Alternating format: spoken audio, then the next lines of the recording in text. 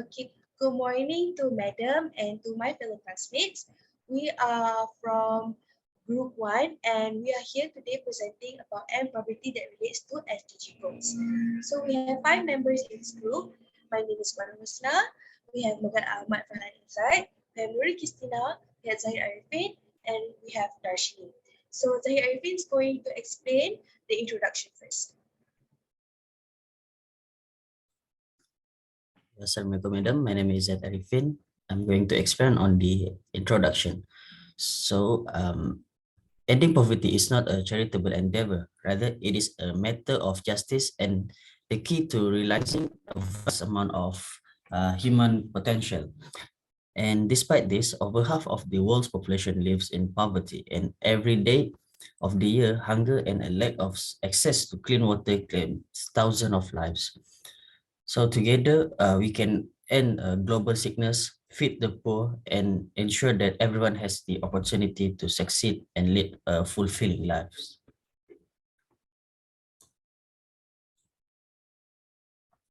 Okay, thank you, Zahid. So moving on to background of the issue.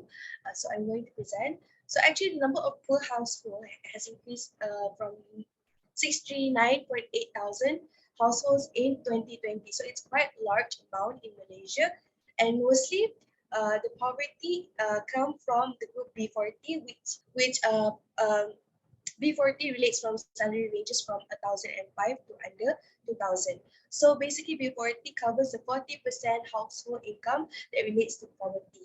But by 2030, the nation seeks to eradicate poverty through the provisions of employment opportunities and career progression plans.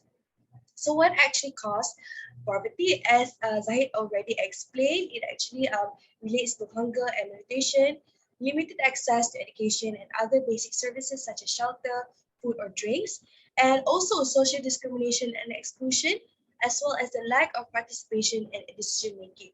So from this background, it is already visualized at how important and heavy the issue of poverty in Malaysia.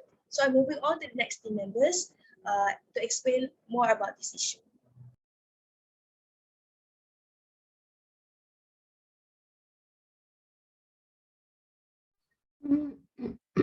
Hello everyone, my name is Dashmi. So today I'm going to explain about causes of issues of SDG and poverty. And the first goal of SDG is no poverty. SDG 1 aspires to eradicate all types of poverty worldwide. Its goals include ensuring that everyone has equitable access to economic resources, basic services, property and land control, and also natural resources and innovative technology with a focus on the poorest and most vulnerable members of society. The main causes of poverty, unemployment, social isolation, and significant illness and natural catastrophe risk for some population segments, fuel inequality and exacerbate malnutrition and a lack of access to education, prejudice and exclusion exclusion. Sorry.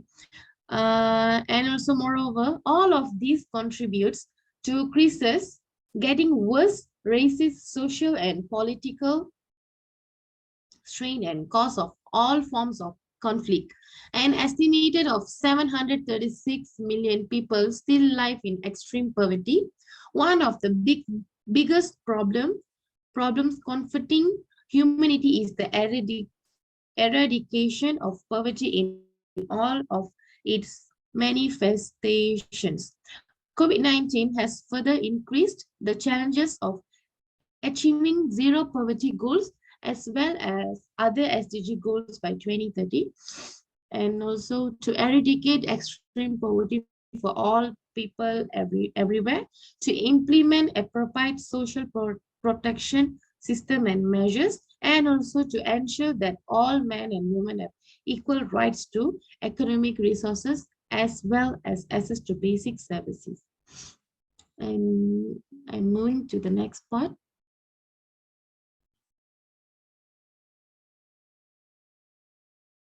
Okay, Assalamualaikum, madam. So, my name is MEGAT. So, I'll be talking about the suggestion on solving zero hunger. Zero poverty. And the first point is eradicating poverty through education. And according to UNESCO, if all students in low-income countries had just basic reading and writing skills, an estimated 171 million people could escape extreme poverty. And if all adults completed secondary education, we could cut the global poverty rate by more than half. And education develops skills and abilities, correct some of the imbalances that come out of marginalization, and decreases both risk and vulnerability.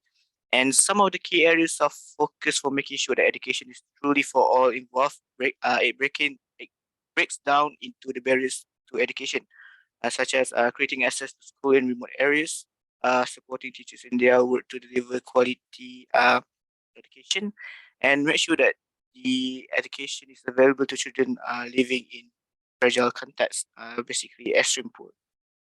And then the next suggestion, which is the improved management of water and other natural resources. This is because most of the rural poor depend on agriculture or other natural resources for their livelihood, and consequently, it is necessary that they have more equitable access to those resources, so they are better able to manage their resources.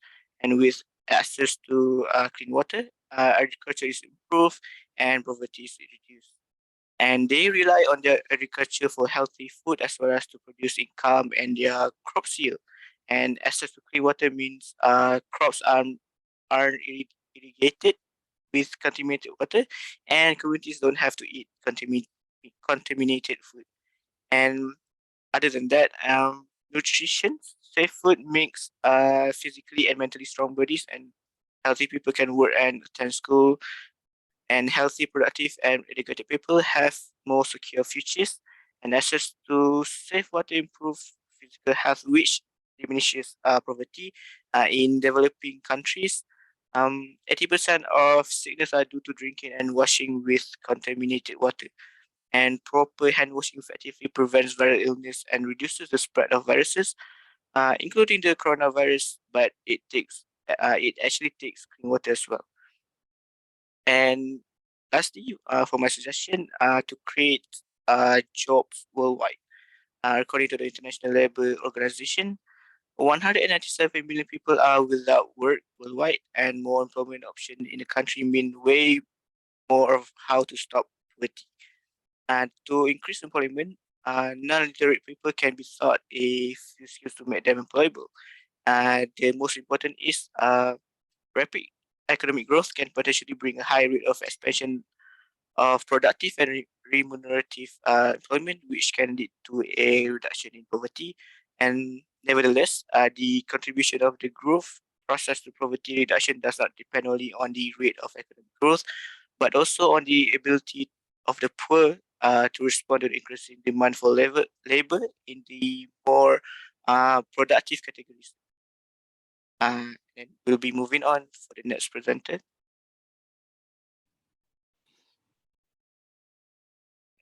Good morning, madam. My name is NURIN QIESTINA, and today I'll be providing the justifications on our solutions to end poverty.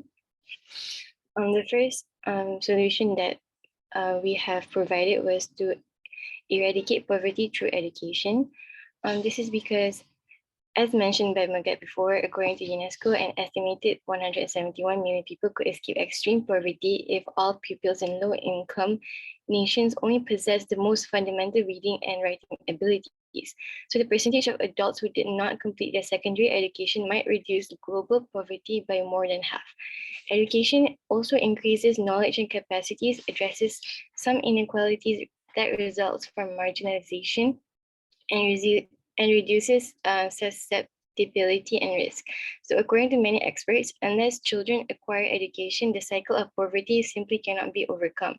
And due to this issue, to combat poverty, we can create access to school in remote places, assisting teachers in their efforts to provide high quality instruction and ensure that education is accessible to children living in fragile circumstances. which will ensure that education is genuine for all. The second solution that we provided was to end poverty through clean water. So according to the World Health Organization, 1 in 3 people globally can't access safe drinking water. And without clean water close to their home, breaking out of poverty is very highly unlikely. And the welfare of a nation is greatly influenced by its ability to get clean water. In addition to being safe to drink, it must also be nearer to people's home. So while the majority of middle-class people only need to turn on a tap for clean water to flow out, many poor families must spend hours searching for water, which isn't always completely pure. In addition to ensuring a nation's resident safety, investing in clean wells and water infrastructure can give them more free time to engage in the economy. And the last solution that we provided was to eliminate poverty by creating jobs. So a well-paying job is the best way out of poverty. The government should invest in job creation strategies like rebuilding their infrastructure, creating renewable energy sources, renovating vacant homes, and making other sensible investment that create jobs to revive neighborhoods and strengthen their national economy in order to jumpstart job growth. In order to assist the long-term unemployed and other underprivileged employees in rejoining the labor force, they should also build on tested models of subsidized employment. It is also important that foreign governments should continue to be welcoming of trade with developing nations. This will boost the economy of the struggling nation and lead to the creation of additional jobs there. In the end, the developed nation receives a new trading partner, and the wealthy nation will gain a reliable method of expanding its economy. So that's all from me. I'll pass on to the next presenter.